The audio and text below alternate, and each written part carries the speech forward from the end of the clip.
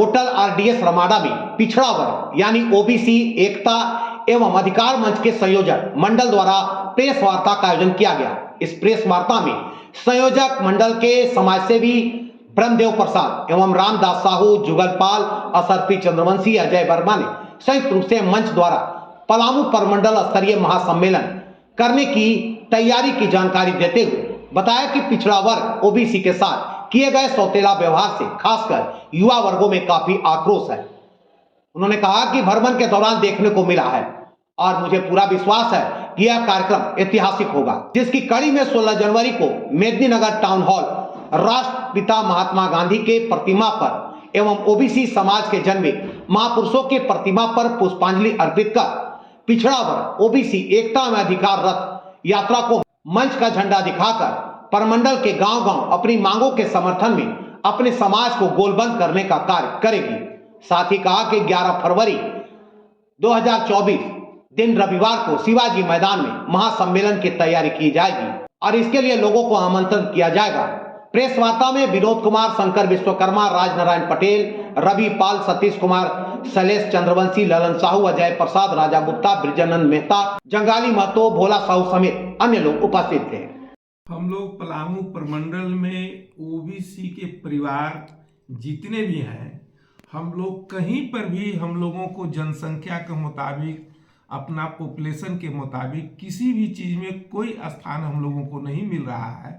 हम लोग सारे उपेक्षित हो रहे हैं, पलामू प्रमंडल में ही नहीं पूरे भारतवर्ष में कहिए।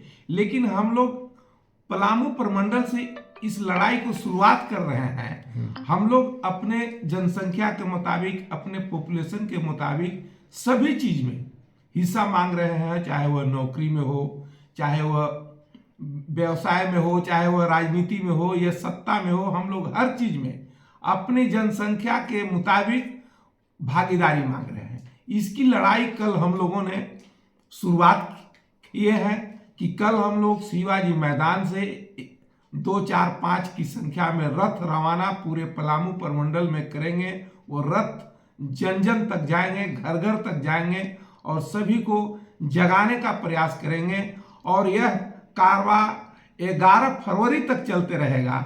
11 फरवरी को पुनः हम लोग एक शिवाजी मैदान में डाल्टनगंज में महाकुंभ ओबीसी परिवार का लगाएंगे और उसके माध्यम से राज्य सरकार हो, केंद्र सरकार हो, दोनों सरकार तक हम आवाज देंगे कि हमारा जितना हक है, हमारा जितना जनसंख्या है, उतना हमको सभी चीज में भागीदारी दो, चाहे वह सत्ता हो, नौकरी हो। इसके साथ साथ 11 सूत्री मांगों को भी हम लोग उनके साथ मांग रहे हैं। जैसे हम लोग ओबीसी परिवार के करीब 90% परिवार व्यवसाय करते हैं। व्यवसाय के क्रम में आज हम सरकार को बहुत सारे पैसे जीएसटी के रूप में दे रहे हैं। एक न एक दिन मेरा व्यवसाय 60 वर्ष के एज में शिथिल पड़ जाता है, तो हम सरकार से ये भी मांग करते हैं कि आज जो हम जीएसटी आपको अपनी कमाई के पैसा में से जीएसटी आपको दे रहे हैं, तो उस पैसा में से जब हमारा व्यवसाय शिथिल हो जाए तो हमको पेंशन तुम सुनिश्चित करो। ये सब मांग को लेकर के हम लोग बहुत से व्यवसाय पैसे के अभाव में व्यवसाय नहीं कर पाते हैं, तो बैंक से कुछ ऐसा सुविधा बनाया जाए कि 20 लाख 25 लाख पैसा व्यवसायियों को बिना इंटरेस्ट के, बिना सूद के व्यवसाय करने के लिए सरकार उपलब्ध करावे। पॉपुलेशन के मुताबिक नौकरी में हम लोगों को आरक्षण दे। इन सब मांगों को लेकर के हम लोग एक जैसे कि आवाज कल से शुरुआत किए हैं। इसकी पूर्णाहुति हम लोग 11 फरवरी 2024 को शिवाजी मैदान में करेंगे। क्या इसको चुनावी रणनीति को भी देख करके, समय चुनाव का बात है तो चुनाव को भी देख करके इसको मतलब नजरिया वो भी है?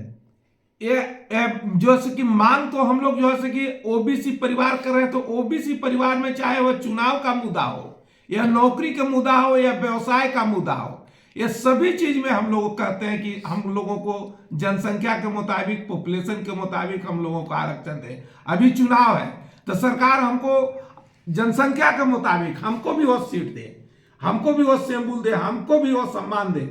और यदि ओबीसी परिवार को सरकार स्थान नहीं देता है तो हम लोग इसके विरुद्ध विपरीत परिस्थिति में कुछ दूसरा निर्णय के लिए लेने के लिए ओबीसी परिवार तैयार है।